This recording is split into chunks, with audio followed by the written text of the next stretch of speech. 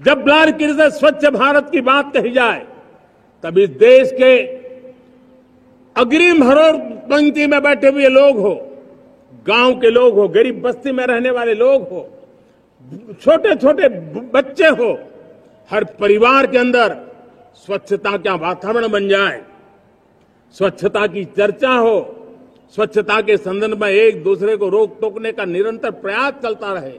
मैं समझता हूं कि ये भारत के अंदर आई हुई नई चेतना का प्रतिबिंब है। जब देश के सामने लाल किले से कहा जाए कि आज हमारे परिवारों में 3 करोड़ परिवार ऐसे हैं जिनके घर में नल से जल मिलता है, आवश्यक है हमारे इन परिवारों को पीने का शुद्ध पानी पहुंचे। जल जीवन मिशन के तहत इतने कम समय में नए 12 करोड़ परिवारों को जल जीवन मिशन के तहत नल से जल पहुंच रहा है। आज 15 करोड़ परिवार इसके लाभार्थी बन चुके हैं। हमारे कौन लोग वंचित थे इन व्यवस्थाओं से? कौन पीछे रह गए थे? समाज के अग्रिम पंक्ति के लोग इसके लिए अभाव में नहीं जीते थे। मेरे दलित, मेरे पीड़ित, मेरे शोषित, मेरे आदिवासी भाई बहन, मेरे गरीब भाई बहन, मेरे झुग्गी झोपड़ी में जिंदगी गुजारने वाले लोग, वही तो इन चीजों के अभाव में जी रहे थे।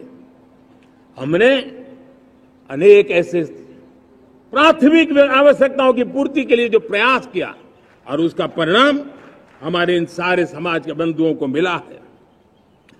हमने वोकल फॉर लोकल का मंत्र दिया। आज मुझे खुशी है कि वोकल फॉर लोकल ने अर्थतंत्र के लिए एक नया मंत्र बन गया है। हर डिस्ट्रिक्ट अपनी पैदावार के लिए गर्व करने लगा है। 1 डिस्ट्रिक्ट 1 प्रोडक्ट का माहौल बना है। अब 1 डिस्ट्रिक्ट 1 प्रोडक्ट को 1 डिस्ट्रिक्ट का 1 प्रोडक्ट एक्सपोर्ट कैसे हो, उस दिशा में हर जिले सोचने लगे हैं। रिन्यूएबल एनर्जी का संकल्प लिया था। G20 समूह के देशों ने जितना किया है उससे ज्यादा भारत ने किया है, और भारत ने ऊर्जा के क्षेत्र में आत्मनिर्भर बनने के लिए, ग्लोबल वार्मिंग की चिंताओं से मुक्ति पाने के लिए हमने काम किया है। साथियों, देश गर्व करता है आज जब फिनटेक की सफलता को लेकर पूरा विश्व भारत से कुछ सीखना समझना चाहता है, तब हमारा गर्व और बढ़ जाता है। साथियों, हम कैसे भूल सकते हैं कोरोना के वो संकट काल।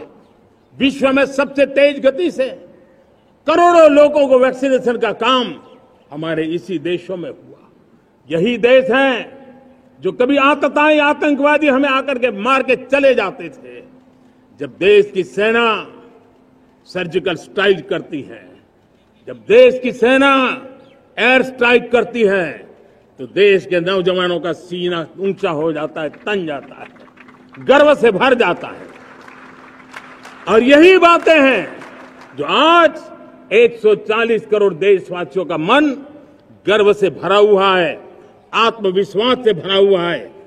साथियों, इन सारी बातों के लिए एक सुविचारित प्रयास हुआ है। रिफॉर्म की परंपरा को सामर्थ्य दिया गया है, नक्कर तरीकों के, नक्कर लक्ष्य को लेकर के। और जब राजनीतिक नेतृत्व की संकल्प शक्ति हो, दृढ़ विश्वास हो, जब सरकारी मशीनरी उसको लागू करने के लिए समर्पण भाव से जुट जाती है, और जब देश के हर नागरिक उस सपने को पूरा करने के लिए, जन भागीदारी करने के लिए, जन आंदोलन बनाने के लिए आगे आता है, तब हमें निश्चित परिणाम मिलता ही रहता है। मेरे प्यारे देशवासियों, हम ये न भूलें कि इस देश उस परिस्थितियों से भी दशकों तक भी आजादी के बाद समय बिताया है, जब होती है, चलती है, अरे यार ये तो चलेगा, अरे हमें क्या मेहनत करने की जरूरत है, अरे मामला है अगली पीढ़ी दिखेगी, अरे हमको मौका मिला है यार, मौज कर लो, आगे वाला आगे का जाने, हमें क्या करना है, हम अपना समय निकाल दें। अरे नया करने जाओगे कोई बवाल उठ जाए, पता नहीं क्यों देश में स्टेटस को का माहौल बन गया था। जो है उसी से गुजारा कर लो, यही का माहौल बन गया था। और लोग तो कहते हैं अरे भाई छोड़ो, अब कुछ होने वाला नहीं है, चलो, ऐसा ही मन बढ़ गया था। हमें इस मानसिकता को तोड़ना था, हमें विश्वास से भरना था और हमने उस दिशा में प्रयास किया। कई लोग तो कहते थे, अरे भाई अगली पीढ़ी के लिए काम हम अभी से क्यों करें, हम तो आज का देखें। लेकिन देश का सामान्य नागरिक ये नहीं चाहता था। वो बदलाव के इंतजार में था, वो बदलाव चाहता था, उसकी ललक थी, लेकिन उसके सपनों को किसी ने तवज्जो नहीं दी, उसकी आशा आकांक्षाओं को अपेक्षाओं को तवज्जो नहीं दी गई और उसके कारण वो मुसीबतों को झेलते हुए गुजारा करता रहा, वो रिफॉर्म्स का इंतजार करता रहा। हमें जिम्मेदारी दी गई और हमने बड़े रिफॉर्म्स जमीन पर उतारे। गरीब हो, मिडिल क्लास हो, हमारे वंचित लोग हो, हमारी बढ़ती जाती शहरी आबादी हो, हमारे नौजवानों के सपने हो, संकल्प हो, आकांक्षाएं हो, उनके जीवन में बदलाव लाने के लिए रिफॉर्म का मार्ग हमने चुना। और मैं देशवासियों को विश्वास दिलाना चाहता हूं, रिफॉर्म के प्रति हमारी जो प्रतिबद्धता है वो पिंक पेपर के एडिटोरियल के लिए सीमित नहीं है। हमारे रिफॉर्म्स की ये प्रतिबद्धता है, वो 4 दिन की वाहवाही के लिए नहीं है। हमारी रिफॉर्म्स की प्रक्रिया किसी मजबूरी में नहीं है, देश को मजबूती देने के इरादे से है। और इसलिए मैं आज कह सकता हूं, रिफॉर्म का हमारा मार्ग एक प्रकार से ग्रोथ की ब्लूप्रिंट बनी हुई है।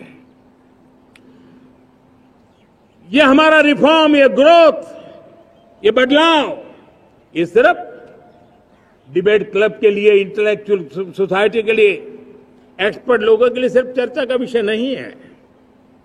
साथियों, हमने राजनीतिक मजबूरी के कारण नहीं किया है। हम जो कुछ भी कर रहे हैं वो राजनीति का भागा गुणा करके नहीं सोचते हैं। हमारा एक ही संकल्प होता है, नेशन फर्स्ट, नेशन फर्स्ट, राष्ट्रहित सुप्रीम।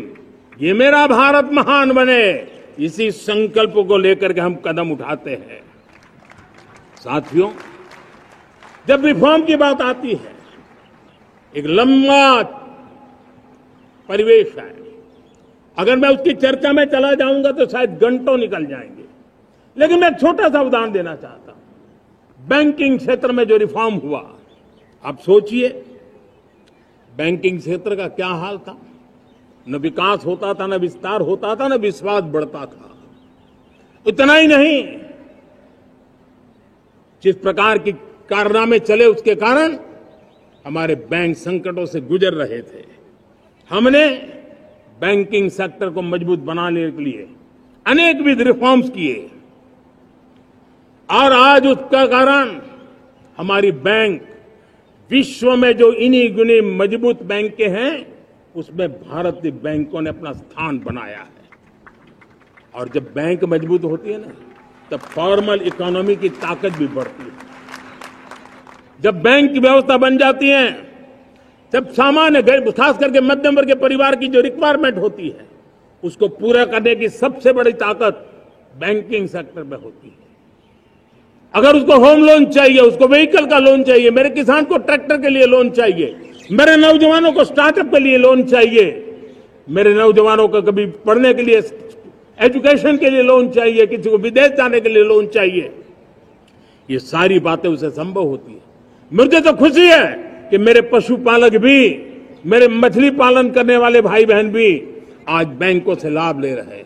मुझे खुशी है मेरे रेहड़ी पटरी वाले लाखों भाई बहन आज बैंक से साथ जुड़ करके अपनी नई ऊंचाइयों को प्राप्त कर रहे हैं और विकास की दिशा में वो भागीदार बन रहे हैं।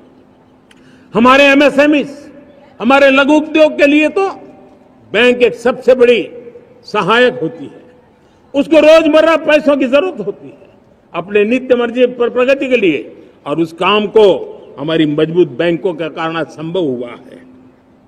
साथियों, दुर्भाग्य से हमारे देश में आजादी तो मिली, लेकिन लोगों को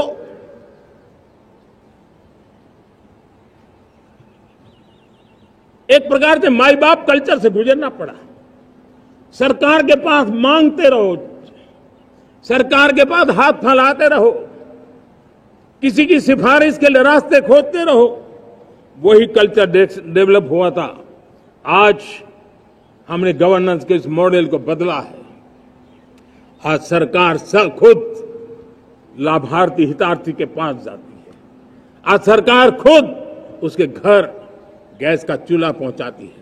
आज सरकार खुद उसके घर पानी पहुंचाती है। आज सरकार खुद उसके घर बिजली पहुंचाती है।